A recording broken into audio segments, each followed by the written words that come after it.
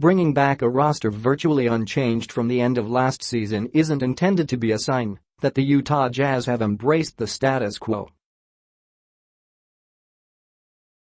The Jazz want to send a much different message. This is a team eager to prove last season's strong finish was simply a snapshot of a climb toward becoming an elite team.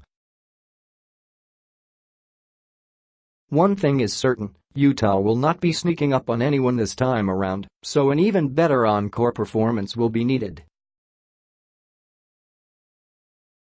That focus for me is maybe the unspoken thing when you talk about a team that has guys back and all of that, Coach Quin Snyder said. I want to see them get better. I want to see guys get better individually, and I want to see us collectively get better. Donovan Mitchell lessened the blow of Gordon Hayward's departure, averaging a team-high 20.5 points per game during a breakout rookie season. He was even better in the playoffs, averaging 28.5 points on 46.2% shooting to help power a first-round series win over Oklahoma City. Stopping Mitchell will be a focal point in many defensive game plans this year, and he's preparing himself physically and mentally for the challenge, which will begin October 17 in the season opener at Sacramento. There's a difference in how people are going to play me this year and how they're going to guard me, Mitchell said.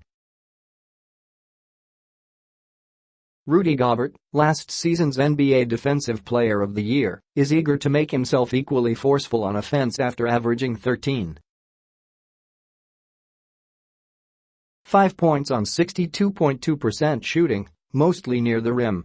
Gobert has worked on extending his range and feels like it will add a dimension to his game. I haven't scratched the potential I can have and the things I can do on offense, Gobert said.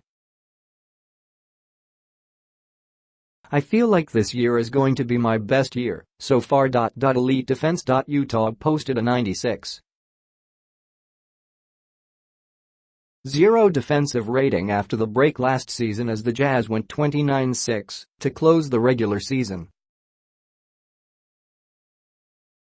Snyder is convinced the Jazz can be even better. We can be elite defensively, Snyder said. Not just good. Not just great, but elite. There's a difference there. If we can do that, I think we're gonna have a chance to win some games. Staying home. Utah's biggest moves in the offseason were keeping Derek Favors, Dante Exum and Raul Neto, signing all of them to multi-year contracts. Favors arguably could have signed elsewhere and carved out a bigger role, given his inconsistent minutes in Utah. The veteran forward dropped 14 pounds over the summer and has worked on extending his shooting range. Favors attempted 63 three-pointers last season, after attempting 26 total in his first 7 seasons combined. Rubio growing as a shooter. It took some time for Ricky Rubio to adjust to the Jazz offense after coming over in a trade from Minnesota. Once Rubio did, he emerged as an actual shooting threat late in the season. He finished as Utah's No. 3 scorer, averaging 13.1 points while shooting 41.8% from the field and 35.2% from three-point range, all career highs. Defenses had to start thinking about Rubio on the perimeter instead of automatically ducking under screens once he got the ball. Rubio gained a ton of confidence in his shot and is eager to see what he can do now that he is familiar with the Jazz system. It's something that last year everything was new, Rubio said. I was in the league for 6 years, but moved to a new franchise. I had never changed franchises, and seeing a new system, a new coaching staff, and now knowing how it works, it's going to be better, more comfortable.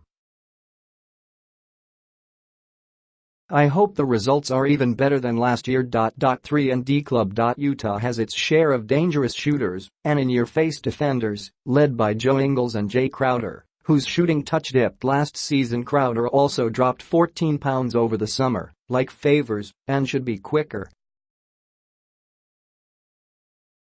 Exum's health. Can Exum finally reach his full potential in his fifth season in Utah? He missed the entire 2015-16 season with a knee injury. A shoulder injury limited him to only 14 games a year ago. Still, Exum showed signs of being a stopper and a playmaker in limited action late last season. He posted averages of 8.1 points and 3.1 assists in 16.8 minutes per game. The Jazz gambled that Exum will keep moving forward